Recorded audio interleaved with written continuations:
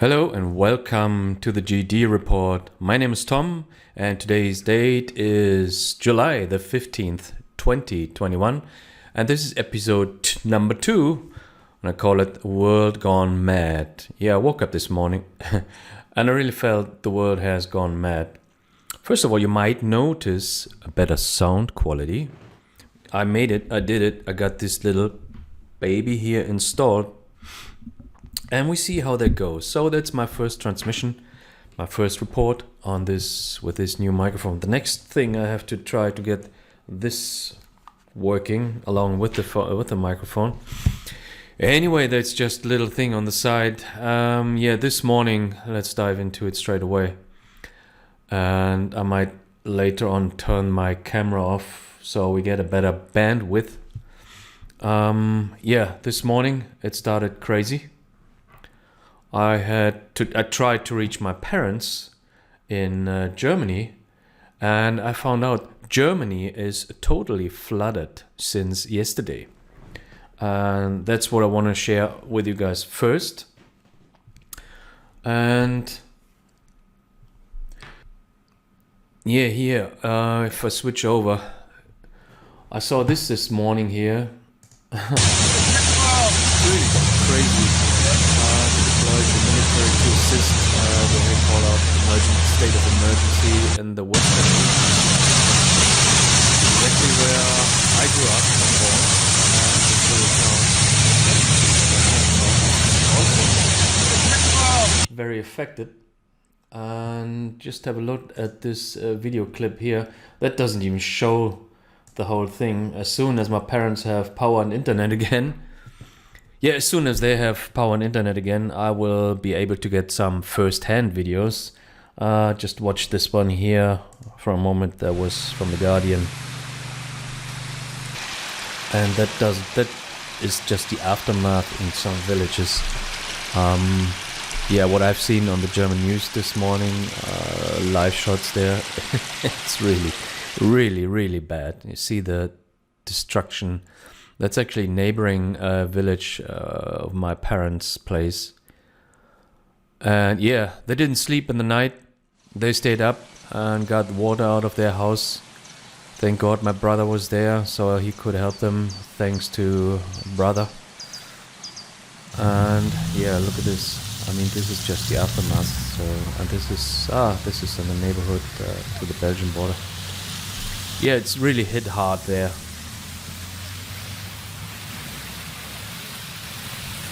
I just wanted to show you this.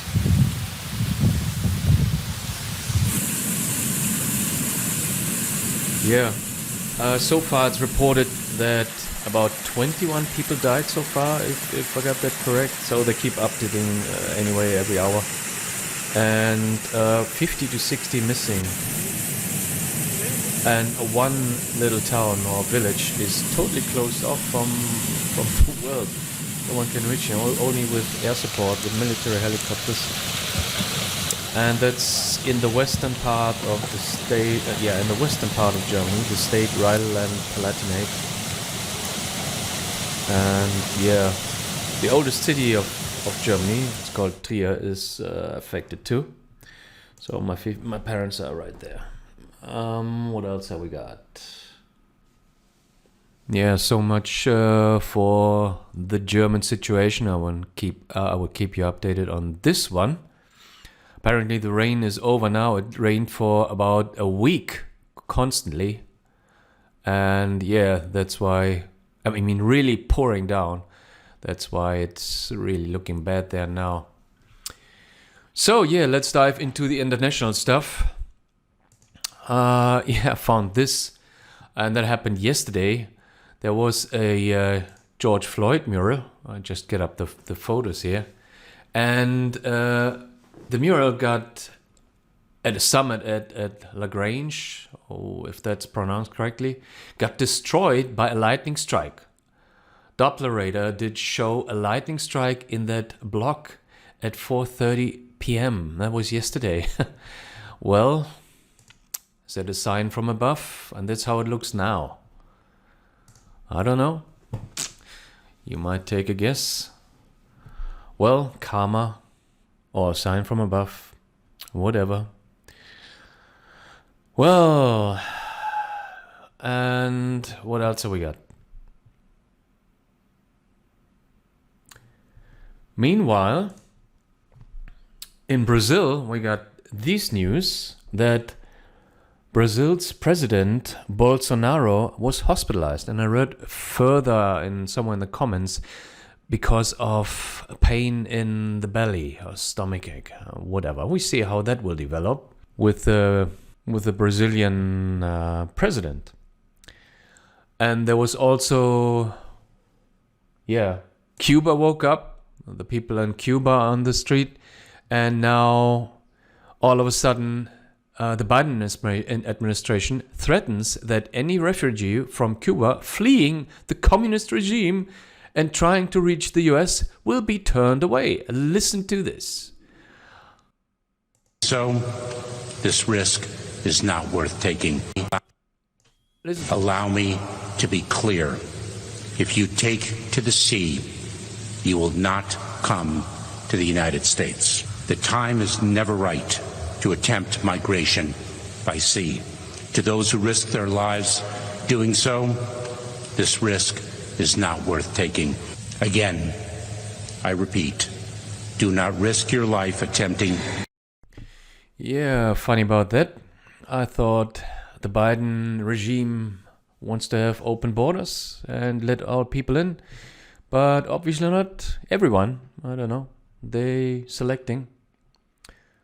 Funny about that. And I thought they have a border crisis, and now they let... Anyways, you make up your mind. Yeah, what else? What other news? Let's switch continents. South Africa. South Africa is a real boiling pot. That was in this morning, or no, this one was from yesterday. At least 72 people have been killed and hundreds arrested. So, yeah, people on the street in South Africa as well. And this morning we saw these news from the South African government. Yeah, the army, they're calling for the members of the army reserve. They're calling them in. And we keep an eye on South Africa. Yeah, people are fed up with governments around the world. And that leads me then going over to Europe. Yeah, the French president, Emmanuel Macron, announces all citizens who wish to shop, drink, eat at restaurants, travel, or worship must be, I have to see, how do I call this now for YouTube? Jabbed? Okay, they must be jabbed. So, look at this little video clip here right now, and that was from France 24. Listen to this.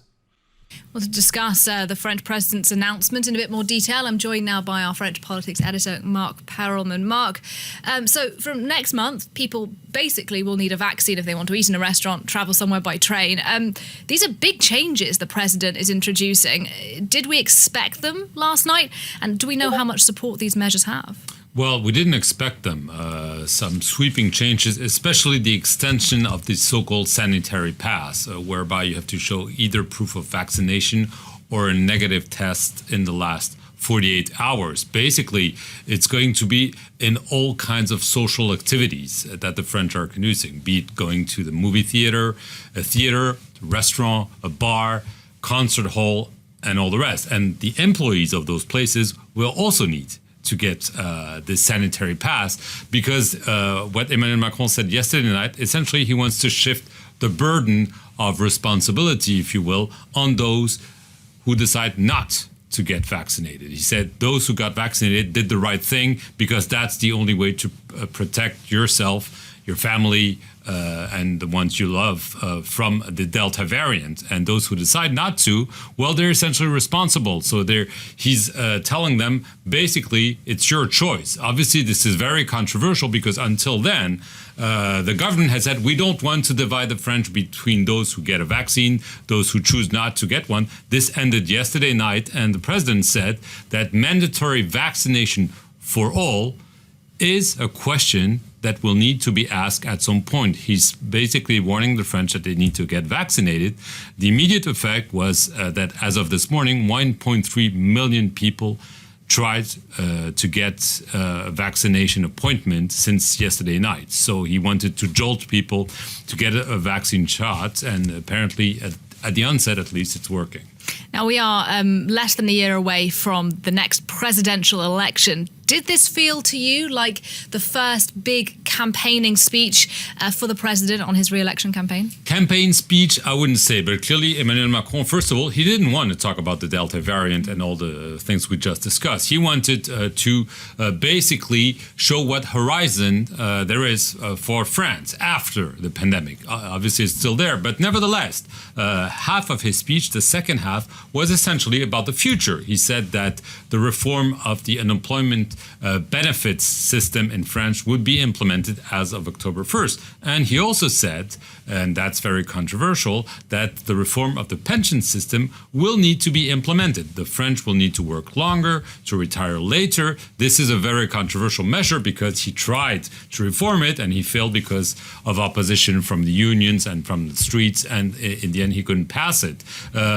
He said that this is under the condition that the pandemic is brought under control and that the economy rebounds. That's if obviously, but this is a way for him to send the message that yes, this is probably not going to happen in the last 9 months of his presidency, but that if he's reelected come next May, he might be able to do what he wants to do. So he clearly sent a message to the French that yes, this is about the pandemic, but let's not forget about the future, and let's not forget about my willingness to be reelected next May. All right, really interesting.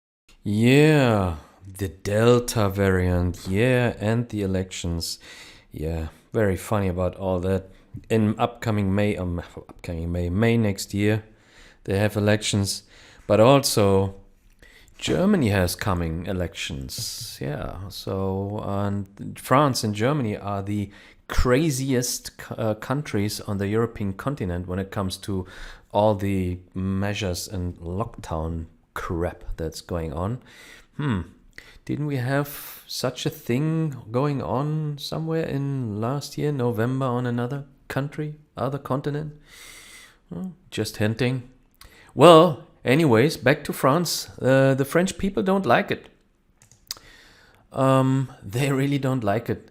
The people are chanting Liberté in Paris as they protest against mandatory vaccinations of healthcare workers. Oh shit, I said that word. Let me see. And about these vax passports. And they want to introduce this in all over Europe. So look at this.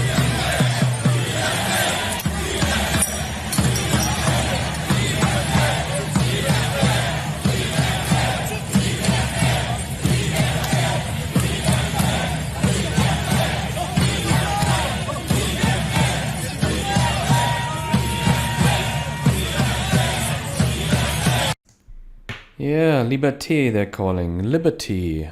They really don't like it, what the government is doing. And bear in mind, the next will be Germany. 1st of August in Berlin, there will be a huge protest going. And I have another clip from France somewhere. Yeah, I found this other clip, also from France. Take a look at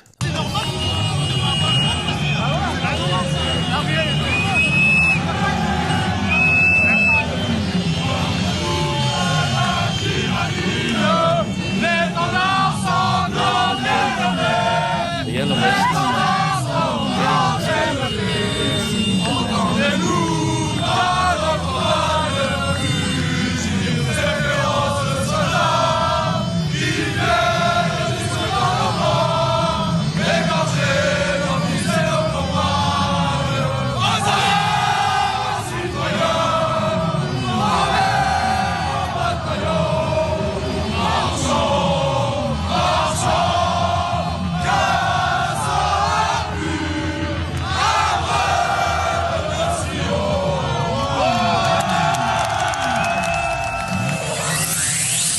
Yeah, they're chanting for Liberté, Liberté, and singing their national anthem. Isn't that great? Yeah, people are waking up. They want their freedom. They are really sick and tired. And yeah, Germany will be next. Don't forget, whoever is in Europe, if you can, go to Berlin on the 1st of August. Big protest expected there. Last year there was probably 1 million people or more. Of course, the lamestream media said it was 17,000 only. Right-wing conspiracy, tinfoil hat idiots. But yeah, we will see. And yeah, let's go back to the international stuff. We stay in Europe. I'm here in Spain, and the Spanish people are getting very upset. Now, we have this here. Spanish regions impose curfews again as C virus cases rise. And that was from the 13th of July. And of course, you can read it by yourself. I will link this article in the description. I can't read all this crap. Anyways, we got this morning, we learned the following, that Spain's highest court rules past year's lockdowns unconstitutional. How about that? How will this be turned out? Yeah, the Spanish people have enough as well. I mean, it's now high summer season here.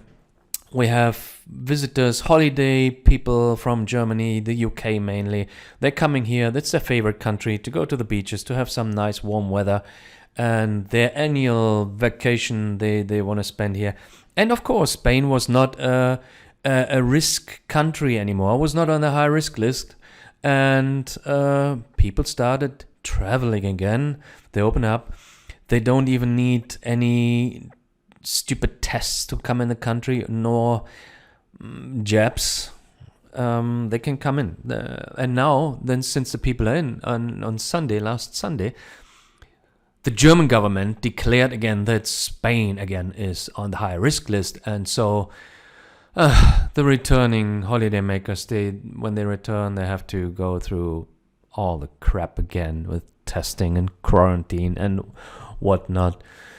And yeah, people in Spain don't like this either. And even I don't want to give these guys here a platform, but BBC News even reported this. The British Brainwashing Corporation. C. Oh, VID. Spain's top court rules lockdown unconstitutional. There you go. And yeah, enough of this crap. And a very important, and I want to go back now to our German freedom fighter, Dr. Reiner Fuellmich. He's a lawyer, and he's licensed not only in Germany, but also in California, in the United States. And he has already some trials going on, but not the trials. I get into this in a minute. But this important message here, this important video, it's about life insurances and jabs. Let me call it jabs, okay? And this will be affecting every one of you around the world, basically. So if you say, well, what do I have to do with this guy in Germany or the US, or what do I have to do with it in Australia? People, wake up. This affects you around the world. And let me get this to the start and really listen to what he has to say when it comes to jabs and life insurance. As we just learned from both our colleagues in Canada and in Japan, but also in the United States, that more and more life insurance companies and health insurance companies are denying coverage for people who got vaccinated because they're saying, look, if we don't even insure people who entertain dangerous hobbies like bungee jumping, why should we insure people who are bungee jumpers without a rope and get vaccinated? You know, that's another huge thing that's coming, and it'll destroy a lot. Yeah, interesting about that, right? And yeah, very interesting about this one. I mean, the life insurances, they are bankrupt anyway. I mean, we have now 10 years anyway. If you look at from an economic point of view, we have 10 years of zero interest politics. Where's the money supposed to? I mean, where is it supposed to come from? Yeah, interesting stuff going on around the world. And yeah, back to Dr. Reiner Fuellmich. He's, I think he's one of the biggest freedom fighters, and he's a bit under the scene. I mean, has an alliance now with, I think, 1,000 lawyers worldwide, and about 10,000 medical personnel, doctors, scientists, professors, doctors, and from around the world, basically. And he just collected all the evidence, or they collected all the evidence as a group of lawyers and doctors, scientists, etc. And they come out now, they reveal all the findings. And they had a press conference yesterday, which I attended online. I listened to it, where they released what's going to happen in the next couple of weeks. And in August, they come up with the release of their findings.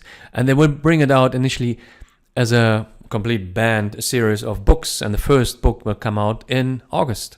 I forgot now the title of the book. I don't even know if it will be in English yet. I suppose it will, because he is, of course, a perfect fluent in English, since he's licensed in California.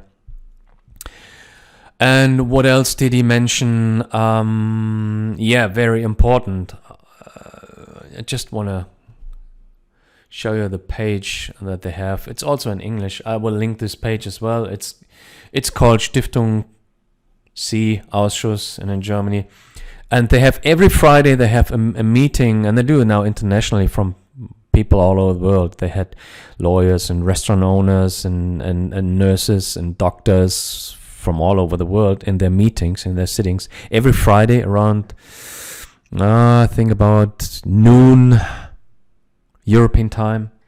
But they're all recorded here, and this is the English version of the page. And just go through it. It's really worth looking at. Here's the link, of course, on top here. I will link this down in the description.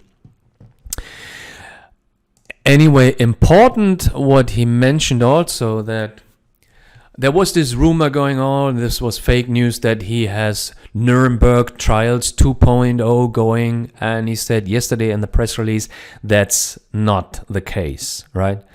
He has different trials going on from people that want to sue governments and stuff from the damage they suffered in the last 18 months from all these measures and crap. But there is no Nuremberg trials 2.0 going on at the moment. He said, yeah, it's not that you can sit down and relax and do nothing, sit on the couch and think, oh yeah, the hero, the freedom fighter, Fuellmich is doing it. No, he said, everyone has to do their part. This is why I start doing this. And I have good sources now where I get reliable information. And yeah, again, as I said in my first video, everyone has a different network. And yeah, you can just share in the network. That's why, again, I'm doing this. I want to share this with my network, and they have, again, different networks so people can share it. Man, we lost really friends over this, and family members who denounced us as crazy people and vax deniers. And yeah, I mean, guys, people, we are 18 months into this crap. It's time to end this and get our freedom back. So if you want to do something and, you know, not sit on the couch, at least like my videos, share them. You can also find me on other platforms like Rumble, Odyssey. Let me show where you can find me. And I'll link it down below anyway in the description. Below this video, scroll down. And well, hang on, let me find where you find me. Oh, here we go. Of course, I still have a YouTube channel. This is how it looks like. I also have a special only for German speaking And I am also on Twitter. This is just done on Twitter. This is Rumble, and this is Odyssey. Again, the links are down in the description. And yeah, if you want to support me, what I'm doing, I have a little online store going with fantastic organic-based supplements. It's my Life Plus store. You can go there, use my code for shopping, so you get then your own code. Or alternatively, yeah, there's also a link to PayPal and Bitcoin, but that's up to you.